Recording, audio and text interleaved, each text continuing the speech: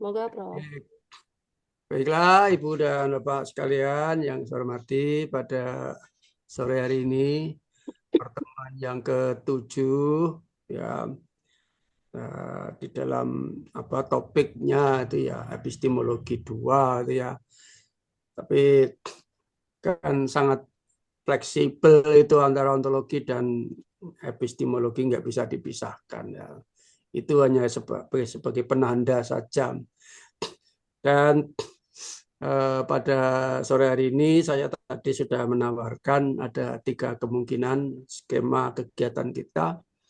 Yang pertama itu tentang tanya jawab kuis, yang kedua tentang penjelasan mengenai critic of judgment, dan yang ketiga tentang uraian tentang filsafat pendidikan merentang zamannya kan begitu. Nah, untuk sementara diwakili oleh yang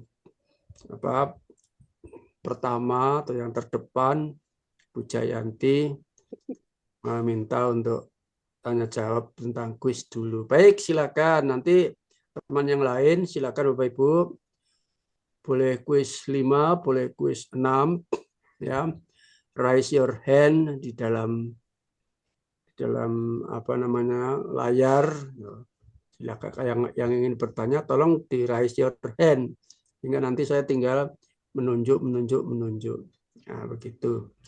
Yang sudah punya ide, sudah pertanyaan, langsung saja sekarang sebaiknya raise your hand di layarnya. Gitu. Kecuali yang belum punya ide sama sekali, ingin bertanya apa gitu. Kalau sudah ada yang ingin ditanyakan, raise your hand gitu. Baik, sekarang silakan Ibu Jayanti bertanya yang kuis keberapa, nomor berapa, dibaca. Matur nuwun Prof. Saya bertanya terkait dengan kuis 6. Di sini saya melihat dan menganalisis kalau untuk nomor 50 misalnya, formanya analog, jawabannya sama dengan forma analog. Kemudian di sini formanya sintetik, nomor 48 sama dengan forma sintetik. Kenapa jawabannya sama dengan itu, Prof? Matur nuwun. Ya, maaf, jadi saya belum mendengarnya, belum full, suaranya kurang keras. Kuis Oh, berapa, Bu? Kuis berapa? Kuis 6. Kuis 6. Kuis 6. J. Ya. Kalau di situ misalnya nomor 50 formanya analog, jawabannya adalah forma forma analog. Kemudian nomor 48 formanya sintetik sama dengan forma sintetik. Sebenarnya forma itu apa, Prof? Matur nuwun. Baik. Saya ingin menjelaskan ya. Saya ingin menjelaskan begini. Memang kan istilahnya itu sedikit. Karena istilah sedikit, karena apa istilah sedikit? Karena filsafat itu di atas. Ya. Karena filsafat di atas, istilahnya sedikit. Nah, istilah sedikit, maka beberapa istilah dipakai untuk beberapa maksud yang berbeda. Namun, kalau dilacak secara metafisik, walaupun kelihatannya maksudnya berbeda, sebetulnya sama. Misal, ya, analitik. Analitik itu bisa merujuk logika. Tapi analitik juga bisa merujuk bahasa. Jadi di permukaan, analitik itu merujuk logika, bisa. Analitik merujuk bahasa, bisa. Seakan-akan dua perkara yang beda. Kalau ditelusuri secara filsafat, hakikatnya ternyata bahasa itu logis. Yang pertama. Yang kedua, ternyata tidak ada logika kalau nggak ada bahasa. Nah, logika itu analitik, berarti kalau begitu bahasa juga analitik. Nah, maka lahirlah filsafat analitik. yaitu filsafat bahasa. Itu. Maka muncul ya Russell Serbentran Russell itu mengatakan bahwa ternyata sebenar-benar matematika adalah bahasa. Gitu. Akhirnya itulah ya, jadi kata-kata analitik dipakai ke sana-sana, ke sana kemari. Juga sintetik. Sintetik itu kalau di dalam realitas merujuk kepada hukum sebab akibat. Tapi ya, sintetik itu bisa juga sebagai hasil daripada tesis dan antitesis. Ada tesis, ya, ada antitesis, lahirlah sintesis. Sintetik, lama-lama rancu jadi satu, gitu. Ya udahlah, sintetik sama sintetis sama saja, orang itu kadang-kadang begitu. Antara yang sintetik dan sintetis disamakan. Tapi kalau kita telusuri esensi daripada sintesis itu, tesis, antitesis, jadi sintesis, itu sebetulnya ialah produk baru dari bertemunya dua sifat. Gitu. Misalnya manis dan kecut. Gitu. Manis, tesis. Kecut, antitesis. Dicampur jadi lemon tea. Enak, Prof. Oh iya. Seger. Jadi lemon tea itu antitesisnya dari jeruk dan gula. Gitu loh. Gitu. Yeah. Tetapi dalam realita kan ketemu. Gula diaduk-aduk, dikasih jeruk diaduk-aduk. Setelah diaduk-aduk, diminum, dikecup-cup. Rasa lemon. Lemon tea. Kan begitu. Kalau kita ngomong, oh lemon tea itu adalah apa? Tesis, sintesis. Jadi apa? Sintesis dari rasa gula bertemu dengan rasa asam, nah, begitu. Ya akhirnya sama juga. Kenapa sama? Karena memang bermain di dalam hakikat. Karena bermain di dalam hakikat semakin sedikit kata-kata yang digunakan. Kalau semakin banyak sudah menjauh dari hakikat. Kan seperti itu. Nah, sekarang antara forma dan formal. Ya. Forma dan formal. Ada sama kesamaan, ada beda-bedanya. Forma itu bentuk. Ya. Pasangannya adalah substan atau isi. Itu forma berpasangan dengan substan atau isi. Itu sudah dipikirkan sejak Plato. Nah, di dalam Kasana berfilsafat ternyata ada 4 makom dunia. Dunianya material paling bawah. Di atasnya ada dunianya formal. Di atasnya ada dunianya normatif. Di atasnya ada dunianya spiritual. Dunia itu isinya kalau wadahnya adalah material, maka isinya adalah meliputi yang ada dan yang mungkin ada di dalam material. Kalau kita berpikirnya begitu, maka yang ada dan yang mungkin ada, dia bersifat sebagai isi. Tetapi kalau kita berpikirnya sudah langsung ke hakikat yang ada, Hakikat yang ada meliputi material, formal, ya, normatif dan spiritual. Oh, kalau begitu, yang ada itu adalah wadahnya, gitu. Material adalah isinya. Jadi saya telah membuktikan kita bisa memikirkan material sebagai wadah, di mana yang ada sebagai isi.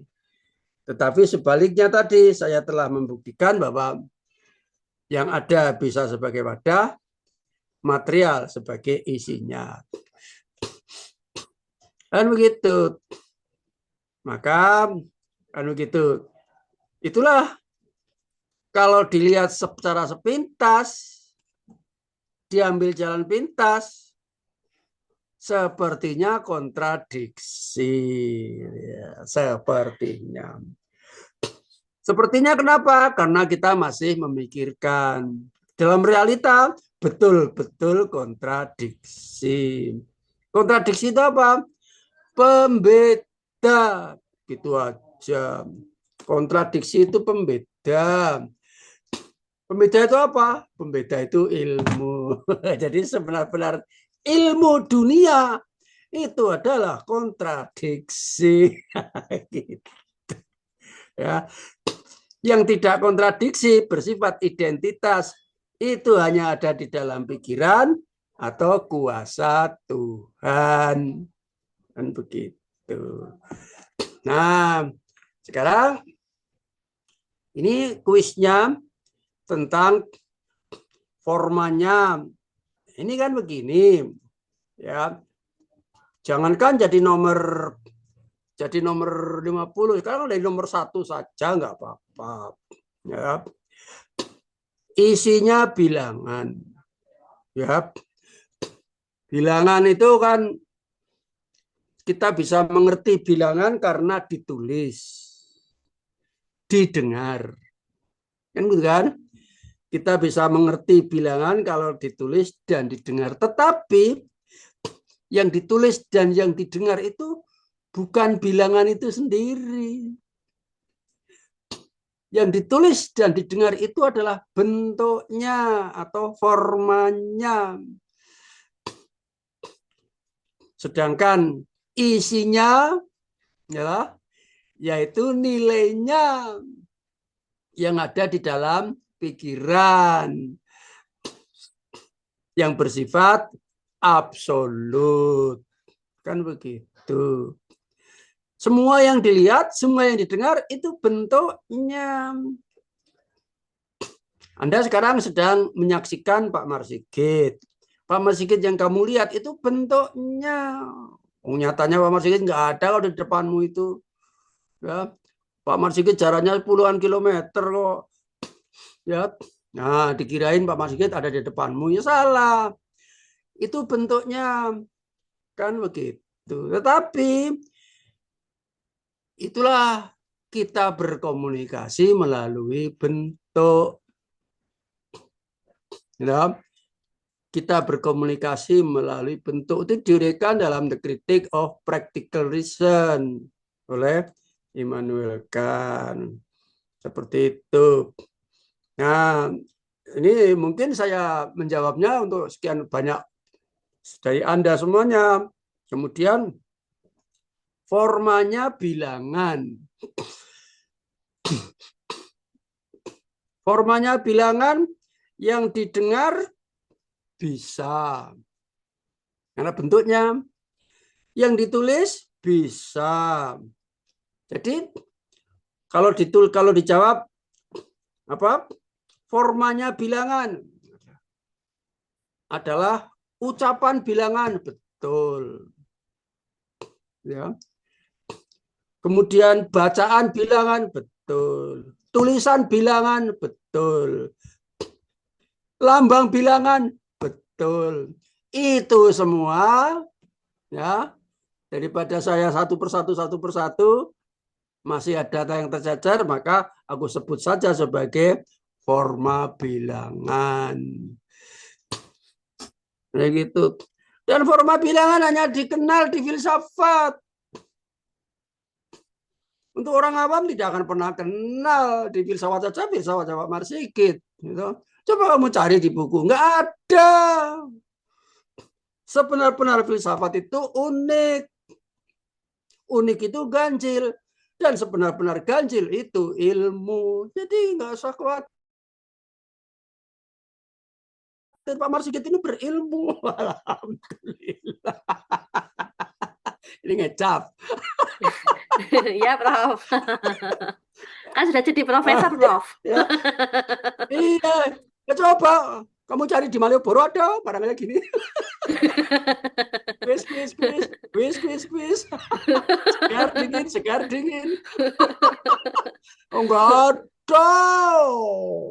Malioboro cari kuisnya Pak Marsikit. Ya, ya ada. Siapa yang peduli kayak gini? Kalau nggak saya, cari sana.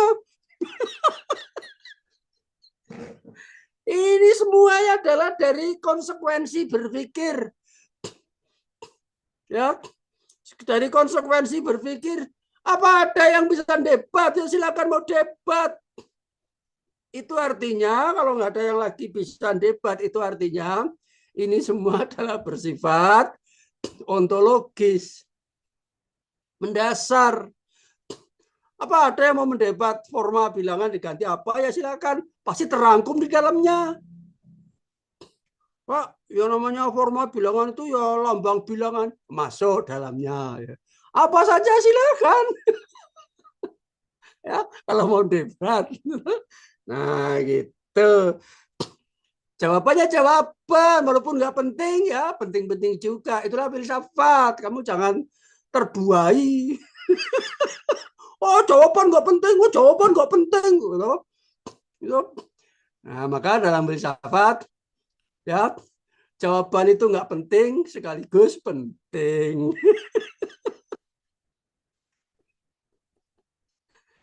Gitu ya. Oh, gitu. Baik. Nah, itu mudah-mudahan semua seperti itu. Nah, ini kan menggambarkan ya ketajaman, kejelian kita memperdalam berpikir, mendalamkan berpikir, namanya belajar secara mendalam. Pendekatan PM kok. Deep learning, gitu. Deep learning teringat saya ketika saya dulu pacaran sama pacar saya, yang sekarang jadi Asik. saya. Mantan, Prof. Mantan Oh pacar. ya, oh cintaku mendalim. Oh ya, wahai wahai sayangku, cintaku mendalim. Deep banget. Cintaku deep learning berarti, Oh Prof. ya, sekarang ada kurikulum mendalim. Ya, pembelajaran mendalim. Ya, deep learning mendalam. Ya. Dikatakan tidak dikatakan, harusnya pembelajaran itu yang mendalam. Ini loh teladannya filsafat ini. Berarti kalau sekarang dibesar-besarkan mendalam, saking dalamnya jadi mendalim. Iya, Prof. Berarti yang kemarin-kemarin kita ngapain? Yang kemarin-kemarin kita tidak mendalam. Nah, salah siapa? Ayo. Mengambang, Prof. BK, Prof. Nah, gitu. Ya. Maka saya udah kirimkan tuh yang apa? Yang file saya presentasi yang pembelajaran mendalim itu. Ya esensinya ya kembali kepada peran daripada siswa itu sendiri, berpusat pada siswa. Nggak mungkin loh, belajar mendalim kok didalamkan oleh orang lain. Gitu. Itu namanya dicelupkan. Ya, gitu. Ya harus berorientasi pada siswanya. Saya pikir itu untuk yang kuis apa nama. Mungkin kalau ada lagi yang masih apa ingin diargue silakan. Oh, ternyata yang tadi apa raise your hand banyak sekarang jadi enggak sudah terjawab semua ternyata. Oh iya. Ditanya sudah jelas, bingung. Ini tanda orang berfilsafat, ditanya sudah jelas belum, bingung. Pertanyaan begitu mudahnya dipersulit ya. Sudah jelas belum, diam saja. Ya, ngomong jelasnya takut. Takut Pak, kenapa? Nanti kemakan mitos gitu ya. Ya, baik. Udah. Sekarang kuis yang lain juga boleh, kuis 5 juga bisa, silakan. Kalau kuis 5 sudah saya terangkan ya minggu yang lalu. Oh, sudah. Gitu ya. Jadi kira-kira ini termasuk tetap menembus ruang dan waktu. Menembus ruang dan waktu itu mengandung pikiran, mengandung maksud, memikirkannya. Jadi apa namanya? Ada satu sifat ke sifat yang lain. Ya. Hubungan antara sifat satu dan sifat yang lain. Kan seperti itu. Baik. Kalau nggak ada lagi tentang kuis ya saya mau menerangkan yang apa namanya critic of judgment gitu ya. Nah, saya buka dulu filenya. Critic of judgment.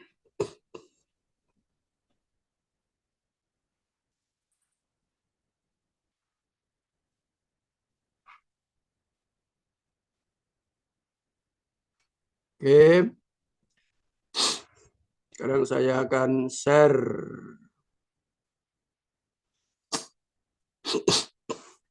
Good. Sudah kelihatan? Kelihatan, Prof. Sudah, Sudah, Prof. Kan, Prof. Ya, saya akan terangkan ini adalah Critic of Poor Reason. Jadi ada 3 buku nanti. Critic of Poor Reason ini, nanti ada Critic of Judgment dan Critic of Practical Reason. Ya. Nah, Critic of Judgment itu ada di sini. Ini judgment. Ya. Tapi judgment yang ada di sini adalah judgment puncak. Ya. Kedudukannya paling tinggi di pikiran. Judgment puncak. Tapi judgment puncak itu selalu ada. Tapi selalu didukung oleh judgment subbagiannya. Nah, mari kita lihat. Ini adalah pikiran atau reason. Ya, menurut Immanuel Kant, ini pikiran atau reason. Yang di atas ini adalah yang disebut dengan rasionalisme, di mana rasionalisme itu reason yang bertulang punggung pada analitik a priori, berprinsip analitik a priori.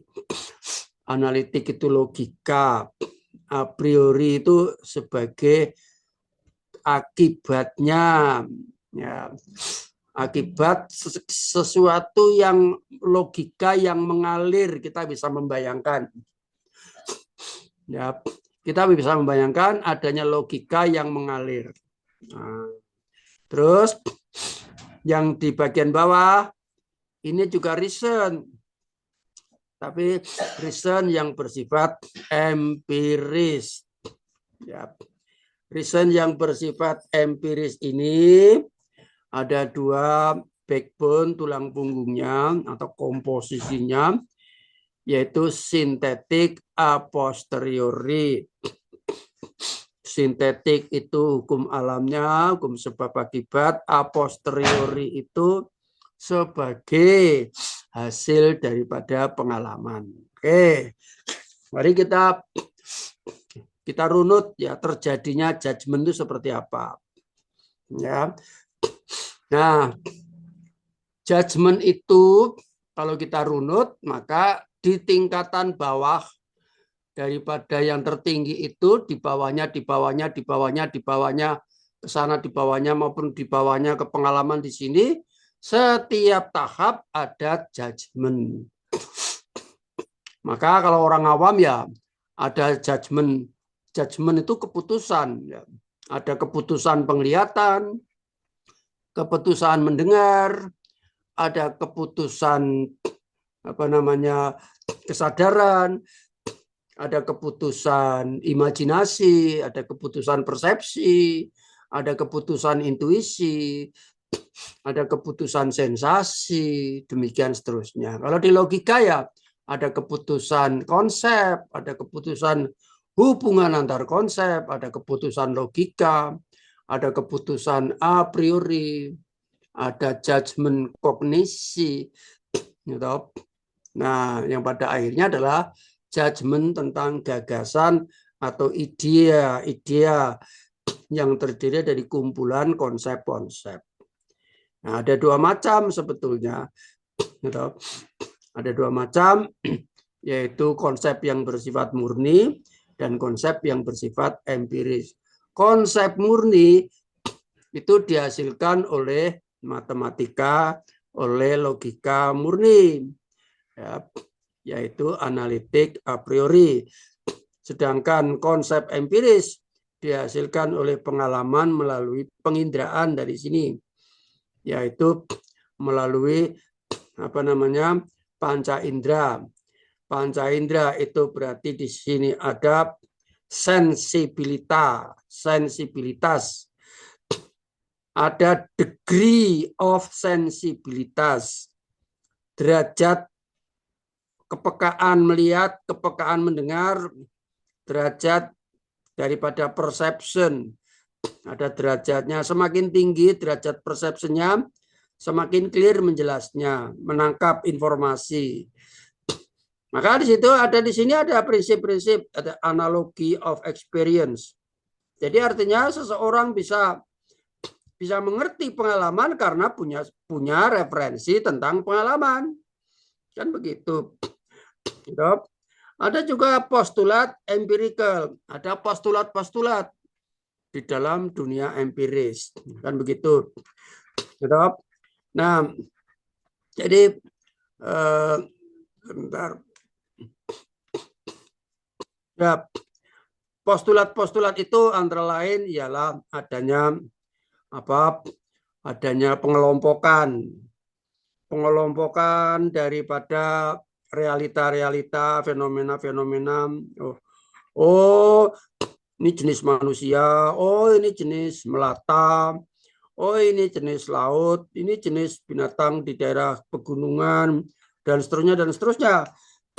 Ya, nah, di situ ada rule of classification di situ. Ya, nah, ini berusaha diungkap. Maka di dalam pengalaman juga di sini ada the Togetherness principle. Ya, jadi prinsip kebersamaan. Ini kaitannya dengan ruang dan waktu kejadian. Itu bersama-sama di dalam ruang atau bersama-sama di dalam waktu. Nah, kemudian oleh karena itu di sini ada intuisi ruang dan intuisi waktu, ya. Intuisi ruang dan intuisi waktu yang bekerja sebagai pokok-pokok daripada pemahaman menuju ke judgment melewati fenomena empiris, kan seperti itu. Baik. Nah, sehingga setelah kita itu ini diawali dengan kepedulian atau perhatian. Setelah adanya perhatian di sini, maka di sini ada kesadaran, degree of consciousness. Nah, setelah ada kesadaran, maka mulailah ya seseorang memilih-milih mana yang akan abstraksi. Abstraksi itu ialah melihat itu bukan melihat semuanya. Ya, melihat itu bukan melihat semuanya. Anda melihat Pak Marsikit bukan melihat semuanya. Itu diabstraksi. Gitu. Mungkin ada Anda melihat Pak Marsikit yang dilihat motif batiknya.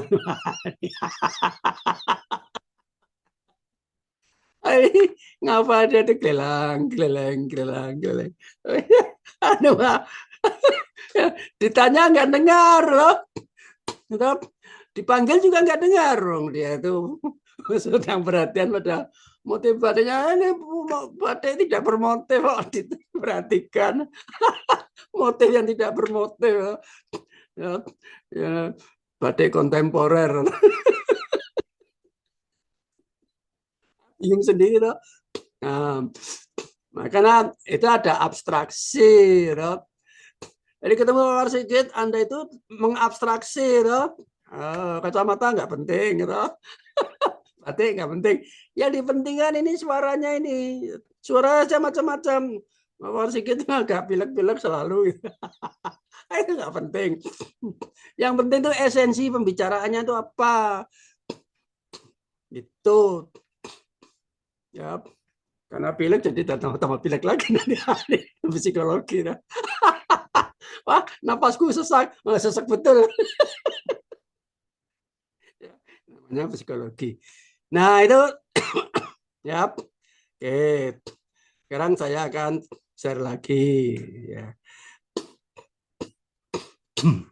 Nah, ya, jadi, ya, setelah ya ada perhatian, ada kesadaran, kemudian ada sensibilitasnya, maka muncullah ya yang namanya representasi diproduksi. Kalau orang awam yang tidak mendalaminya namanya sama saja. Melihat ya langsung ingatan, di sini ya ingatan, di situ ingatan ya. Sampai terakhir pun ingatan. Kan begitu. Nah, tapi kalau di dalam kita bisa mengetahui banyak perkara di sini karena ini ada ilmunya. Gitu. Nah, jadi tadi yang namanya apa? Dipersepsi dengan sensibilitas tadi akan menghasilkan representasi. Kalau secara awam dikatakan ingatan ya boleh. Jadi ingatan diingat kembali. Ya, ingatan yang tadi sebagai suatu representasi ya dimatangkan dalam bentuk persepsi. Nah, persepsi itu menghasilkan imagination. Imagination, maka to image, membayangkan, image, bayangan.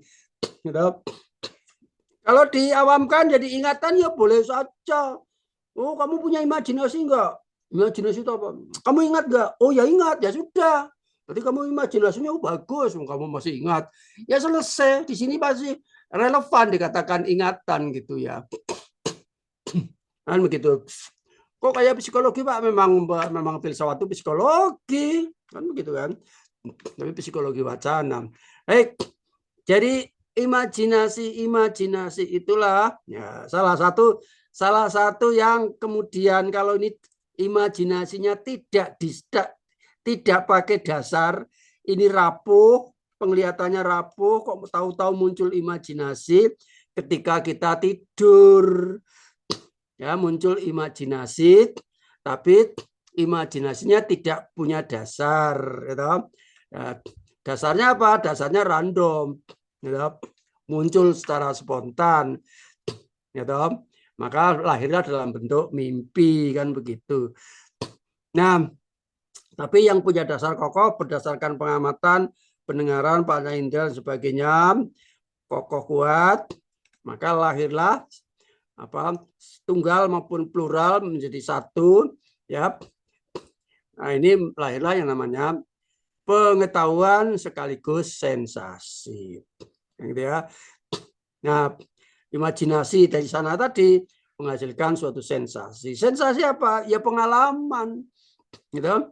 Sensasi pengalaman gitu. Nah, ini pengetahuan. Jadi antara pengalaman dan pengalaman ini dari realitanya, gitu. Dari pengetahuan ini knowledge-nya dari logikanya, kan begitu. Nah dari sini pengetahuan ini lahirlah konsep-konsep, gitu. Lahirlah konsep-konsep. Tadi saya terangkan konsep nanti akan Ada dua, murni dan empiris. Sampailah kepada judgment. Nah, di sini judgment, misalnya judgmentnya apa?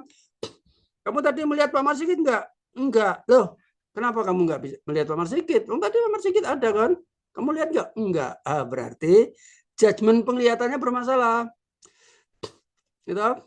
Judgment penglihatannya bermasalah. Loh, kenapa kamu enggak lihat Pak Marsikit? Aku ngalamun.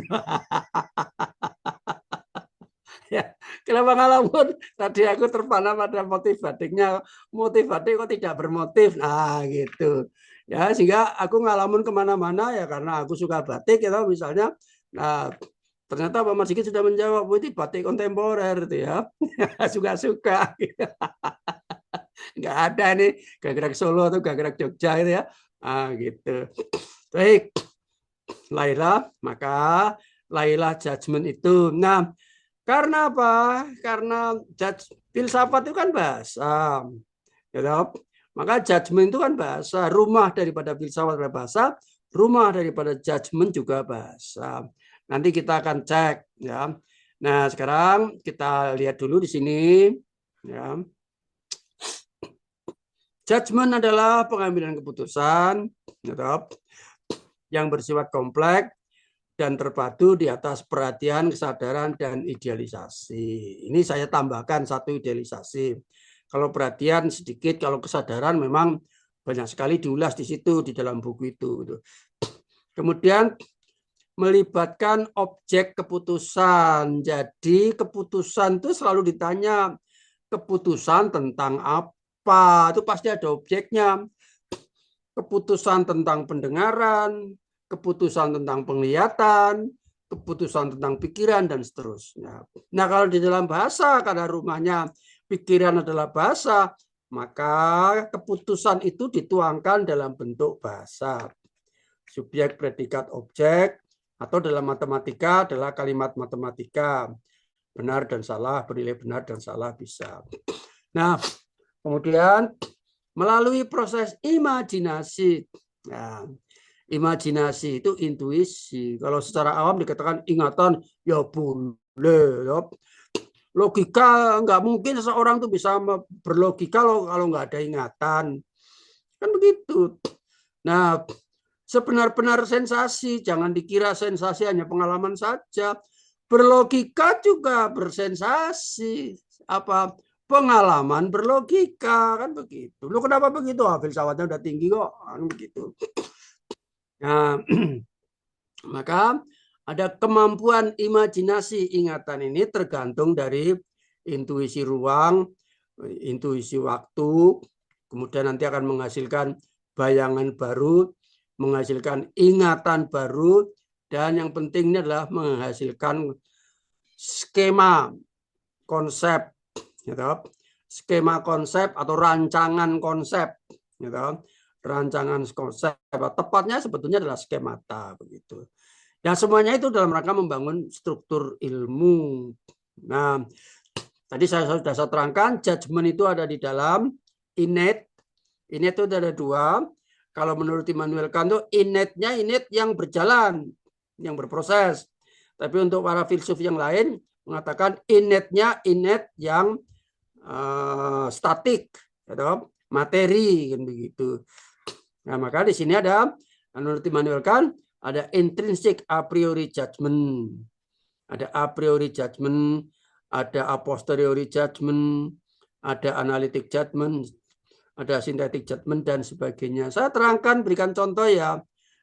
Karena kalau filsafat itu kalau diterangkan ya cuma bablas begitu aja ya, tapi contohnya ngambang begitu ya. Contoh ini, ya, misal di YouTube, di medsos itu ada berita.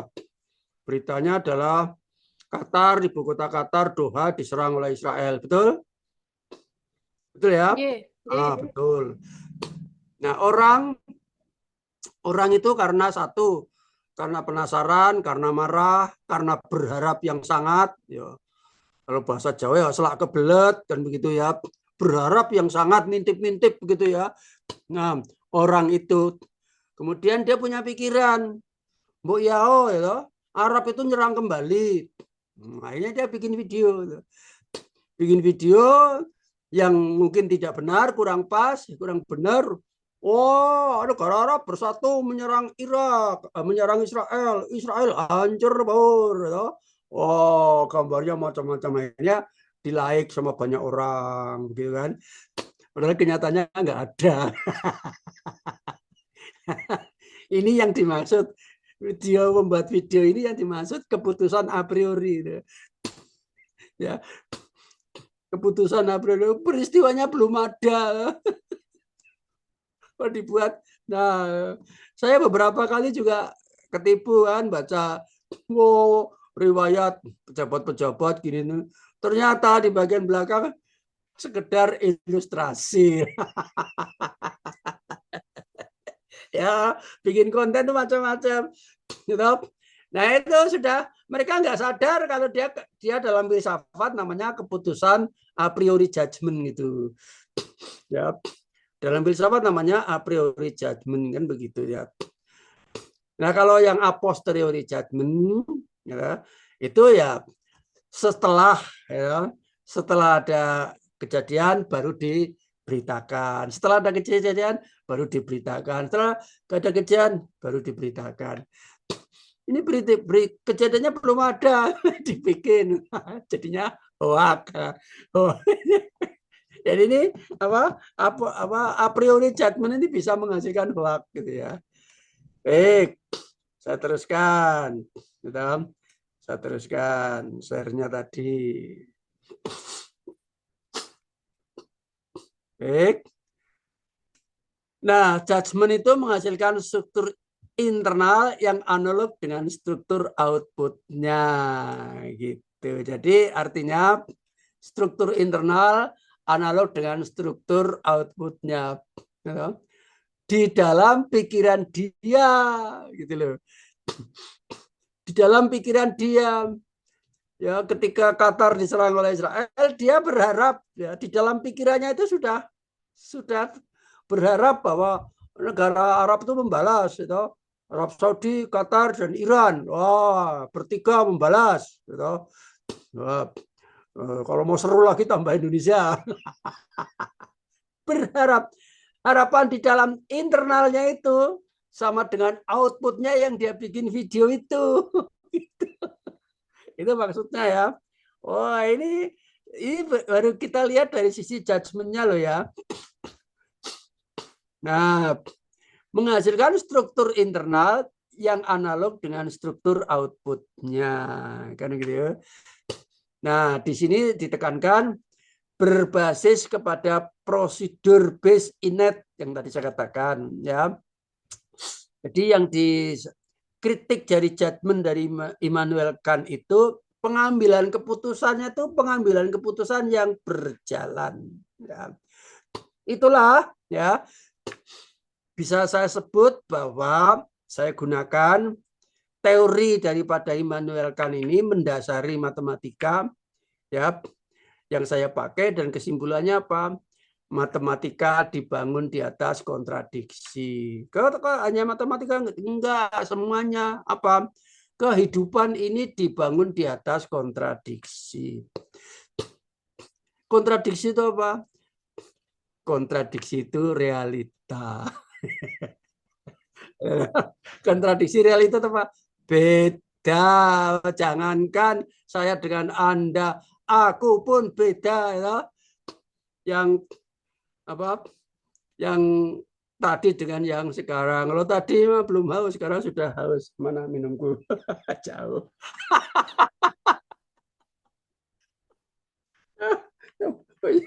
Oh ya, mana ya sudah. Nah gitu. Baik, saya teruskan ya. Nah, kemudian konsep yang dilahirkan itu konsep menjadi apa? Konsep itu logika universal. Gitu ya. Jadi konsep itu logika universal. Gitu. Karena logika universal maka bisa dipakai untuk berkomunikasi. Misal makan. Nah, makan. Walaupun dalam bahasa itu namanya macam-macam. To eat begitu, gitu. makan, dahar, maem, segala macam bahasa dipakai sama intisarinya. Memasukkan bahan makanan ke dalam tubuh supaya bisa dicerna, supaya tumbuh itu sehat. Di seluruh dunia, maka makan itu konsep logis ya yang berlaku secara universal. Gitu? Yang berlaku secara universal, makan kan begitu kan. Nah, jadi apakah ada ya semuanya orang paham lah ya. Wah, saya mau menghisap nasi. Pak, kenapa makan kok cuma ditempel di pipi nasinya? Percobaan, Pak, percobaan. Selain berfilsafat, aku bisa nggak punya filsafat yang lain itu. Selain makan tuh, saya ingin bikin konsep universal selain makan yang dipahami oleh orang umum. Kenapa, Pak? Coba makan itu bermakna diserap.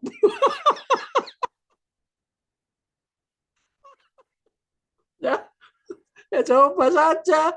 Gitu. Minum, gitu. Minum diganti dengan memandang air.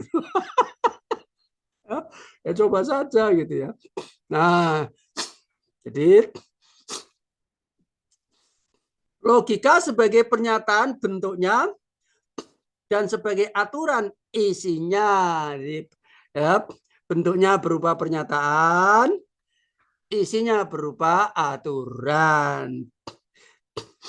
Gitu. Jadi logika itu merupakan konsep, bentuknya itu pernyataan. Jadi kalau nggak ada pernyataan, kalau nggak ada bahasa, nggak ada logika. Fenomenologinya ini sebetulnya kena semua, baik logika maupun empiris, semua berfenomenologi karena di situ ada unsur perhatian, kesadaran, abstraksi, dan idealisasi. Kan begitu. Nah, jadi tabel of judgment, ya, tabel macam-macam pengambilan keputusan itu bersifat ada 4 ranah, yaitu ranah kuantitatif, ranah kualitatif, ranah relation, dan modality. Kalau ini saja nggak paham, harus dijelaskan, diberi contohnya. Nah, ini orang matematika paham kalau ini. Yang tadi itu, yang ini, 4 itu, masing-masing tiga kategori. Jadi ada 4 kali 3, 12. Ya, ini masing-masing 3, ada 12 kategori. Kategori pertama, itu, semua pernyataan universal. F adalah pernyataan universal. G, gitu. Misalnya tadi, makan itu sehat, kan begitu kan? Makan itu sehat. Itu artinya semua makanan itu sehat, misalnya begitu. Begitu belum berbicara masalah benar dan salahnya dari judgment, bahwa saya bisa ngomong semua makanan adalah sehat, itu sendiri sudah judgment. Nanti akan dibuktikan kan begitu. Oh, ternyata dibantah. Nah, ada yang membantah. Enggak lah, hanya beberapa makanan saja yang sehat. Kan gitu kan. Terus yang quantity singular, enggak lah. Makanan ini yang saya maksud sebagai sehat, kan begitu kan. Terus yang afirmatif, yang bersifat positif. Ya pada umumnya, bukan pada umumnya, pada kasusnya ini, ya saya katakan makanan ini sehat, kan begitu. Enggak lah, ya toh. Tidak ada makanan yang sehat, semuanya itu racun dan kalau diteruskan enggak ada makanan yang sehat, kan? Ini makanan non sehat. Kalau kategorikal, ya toh. Kalau kategorikal, ya makanan adalah sehat. Nah, saya telah membuat contoh yang lebih lain di sini. dengan membuat berita benar, berita hoak. Ini bentuk pengambilan keputusan. Kalau orang matematika tidak asing, karena orang matematika akan mempelajari logika dasar, gitu. Ilmu logika dasar S1 dulu diajarkan. Ya, kuantiti universal. Semua berita adalah hoak. Ini misalnya, ini ada beberapa anggota DPR ya, misalnya ada beberapa anggota DPR yang sedang menanggapi isu berita-berita yang beredar di masyarakat. Gitu. Misalnya anggota DPR 1 ngomong, semua berita itu hoak, kan begitu. Nah ada temannya yang lain ngomong, enggak lah, beberapa dari berita itu hoak. Terus ada anggota DPR yang lain nongol ngomong juga, berita ini hoak, begitu. Muncul lagi yang lain, ini kasus Pak, ya, bahwa berita itu hoak. Gitu. Ada muncul yang lain, enggak ada berita hoak, begitu. Muncul temannya yang lain, gitu. Berita itu non hoak. Muncul temannya yang lain, berita adalah hoak. Jadi perlu diperhatikan di sini, ya, perlu diperhatikan karena ada kuantifikasinya, gitu. Semua berita beda, dengan beberapa berita beda, dengan berita ini beda, dengan tidak ada berita pun beda. Berita saja ya beda maknanya. Kategorikal, berita adalah hoak. Nah, kalau hipotetikal, jika beritanya hoak, maka dia itu betul-betul provokator. Begitu. Kalau disjungtif, salah satu. Persoalannya ini sebetulnya salah satu. Salah satu apa Pak? Salah satu dari apakah berita itu hoak atau memang si dia aja tuh betul-betul provokator. Oh gitu Pak. Iya. Oh. Terus datang lagi anggota DPR yang lain. Kemungkinan, ini kan cuma kemungkinan bahwa berita itu hoak. Gitu. Terus yang ngasih teori, sebenar-benar yang terjadi adalah memang berita itu hoak. Kan begitu kan? Nah, kemudian yang terakhir, yang apodiktik, berita ini hoak jika titik-titik ada syarat tertentunya. Nah, ini Bapak Ibu ujung-ujungnya dari namanya critic of judgment, pengambilan keputusan. 400 tahun yang lalu sudah ada seorang filsuf yang mengkategorikan jenis-jenis keputusan. Berarti setiap hari, Bapak Ibu berbicara itu sudah melibatkan diri dengan berbagai macam pengambilan keputusan, tapi tidak disadarinya. Disadarinya setelah belajar filsafat, kan begitu. Nah, kalau setelah itu, sekarang kalau Bapak Ibu mau baca di podcast, buka podcast, silahkan. Akan jadi seorang podcast yang canggih nanti. Karena semua narasumber sudah terkategorikan. Ini narasumber ini tergolong ini suka bikin judgement yang a priori. Ini a posteriori. Itu baru yang tadi, yang terakhir itu tadi baru yang puncaknya, yang belum sub-subnya ya. Belum sub-subnya ya. Nah, jadi kalau Bapak Ibu capek kemudian setengah ngantuk, ya, kemudian nggak paham apa yang saya katakan, ya itu judgement pendengaran yang bermasalah, ya judgement pendengaran yang bermasalah.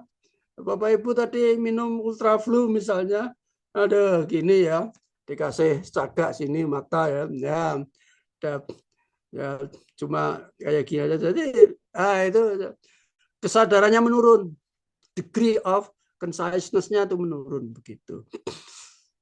Begitu. Ibu Bapak sekalian, ya. Jadi konsep, ada judgement konsep, ada judgement hubungan, ada judgement logika. Kalau dari bawah ada judgement pendengaran, judgement. Jadi ternyata misalnya yang ada dan yang mungkin ada. Oh ya, maka ya, kuis itu melatih judgement. Ya, sebenar-benar kuis itu adalah latihan judgement, kan begitu. Bapak Ibu menjawab apa? ternyata dikeliru-kelirukan sama Marsikit gitu ya. Aduh, baru kali ini Pak, aku kuliah bisa dikeliru-kelirukan. Dulunya biasanya enggak ya.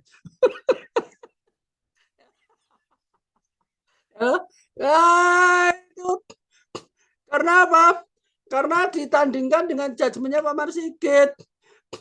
Terus, ya silakan ya kalau mau bertanding, ayo ditandingkan lagi, tandingkan lagi. Nanti saya bikin kuis lagi. Latihan judgement. Ternyata begitu Pak. Iya, kok cuma bahasa lah. Sebenar-benar filsafat adalah bahasa. Maka sebenar-benar judgement adalah bahasa. Orang matematika, sebenar-benar matematika adalah bahasa. Oh, hebat itu. Bisa ketemu filsafat dengan matematika, hebat banget itu. Ya. Gitu ya. Jadi sebetulnya yang kemarin yang kuis 5 yang murid itu kan kita menjawab semua. Filsafat kan bisa menjawab untuk semuanya. Murid bisa diganti apa saja bisa. Itu kan. Sekarang kurang apa lagi? Ada yang bertanya, Pak, kok banyak banget? Jadi ketika masih miskin bingung loh. Kalau sudah kaya bingung juga loh. Pak, saya sudah kaya mau ngapain Pak? Ya, Pak ini filsafatnya banyak banget mau ngapain Pak? Ya bersyukur saja ya. Semua disyukuri. Kan begitu kan? Baik, Ibu dan Mas kalian. Mungkin itu saja ya, saya nanti masih ngajar lagi. Ya. Itu ya. Jadi begitu saja dari saya nanti akan kirimkan kritik yang tiga atau practical reason dan juga kuis berikutnya. Ya. Ambil tolonglah cermati saja ya. Nggak usah terlalu tegang ya. Ya, kalau mau mendalim boleh. Kalau mau pembelajaran mendalim kita nih pelopornya, nggak usah dikatakan loh. Ya. Deep learning. Ya, loh. Cara atau metodologi belajar filsafat adalah intensif dan ekstensif, dalam dan luas. Dalam itu mendalim. Ya. Nah, mendalim itu apa? Pembelajaran yang tadi kemarin deep, yang deep learning kan begitu. Oh, nggak usah disuruh, kita sudah menjalankannya. Harusnya begitu harusnya. Sejak dulu itu namanya pembelajaran yang mendalim gitu. Itulah sebabnya saya tuh selalu terlambat. S2-nya juga terlambat. S3-nya juga terlambat. Karena saya S1-nya kalau belajar ya mendalim betul, pelajari betul, saya serius gitu. S2-nya kalau saya pelajari ya pelajari betul, bukunya ya saya pelajari mendalim gitu, sehingga saya merasa apa perlu ya kuliah lagi kan gitu kan pada saat itu ya, ternyata ilmu itu nggak akan ada habisnya, ya sudah. Nah gitu. Baiklah, itu Ibu dan Bapak sekalian, saya minta maaf kalau ada kesalahan dan kekurangannya. Saya mengucapkan selamat berkarya, selamat membaca. Yang penting adalah tetap sehat, kemudian tetap semangat. Amin. Jaga kesehatan. Amin. Itu Ibu. Ini musim pancaroba mau penghujan, antara hujan tidak itu kadang-kadang sudah mulai banyak yang pilek-pilek. Jaga Jakarta kesehatan. hujan, Prof. Pakai masker ya Bu Nurina, ini jaga, nggak apa-apa. Oke, Prof. Ya, jadi kalau pilek itu ya 1 hari, 2 hari, 3 hari dulu ya, baru nanti ke dokter minta antibiotik. Kalau pilek 1 hari dikasih antibiotiknya nggak sembuh-sembuh. Itu pengalaman saya, belum tentu yang lain. Baik, ya kalau begitu marilah kita akhiri kuliah kita dengan membaca hamdalah. Alhamdulillahirrahmanirrahim. Terima kasih, Prof. Assalamualaikum Amin. warahmatullahi wabarakatuh. Waalaikumsalam warahmatullahi wabarakatuh. Sore, Terima Prof. kasih, Bro. Terima kasih.